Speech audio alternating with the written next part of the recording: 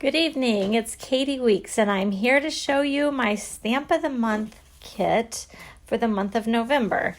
So if you place a $50 order on my website, or you come to one of the stamping club nights or something like that, or have a party, any $50 order that adds on the Stamp of the Month, which is this beautiful set, Family Time, will get a free kit of 3 cards. This is what they look like, and directions, and they're easy to assemble. So you get the kits just like this, and you'll have all the pieces, and you'll have the stamp set, and you'll be able to make these super fast and super easy. So I want to show you the cards tonight.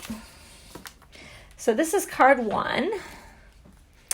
And it has a little bit of a fun fold to it.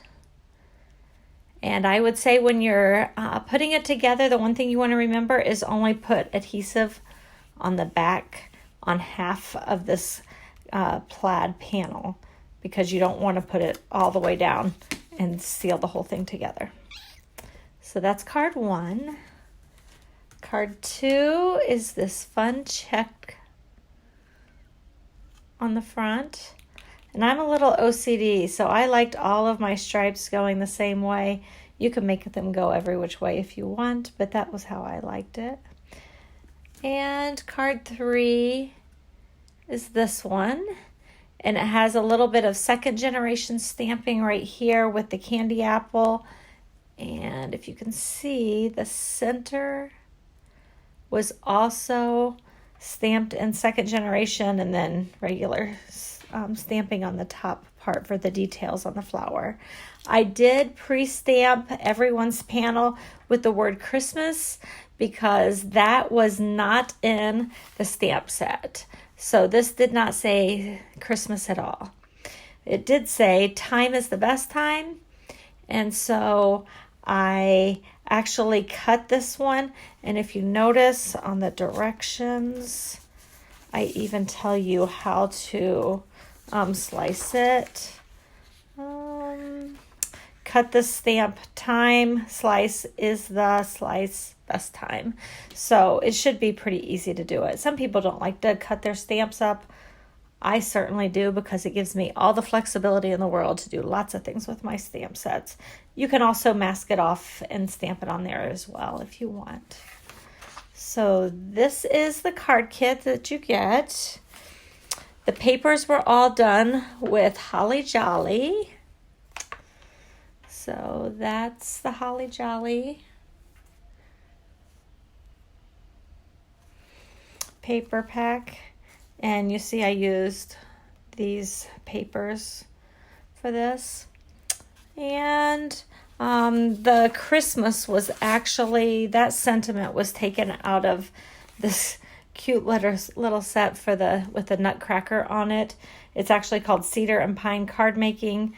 I got the stamp set with the thin cuts, and I just stamped Christmas on everybody's panel for them. So that one is pre-stamped. Everything else you would be stamping yourself.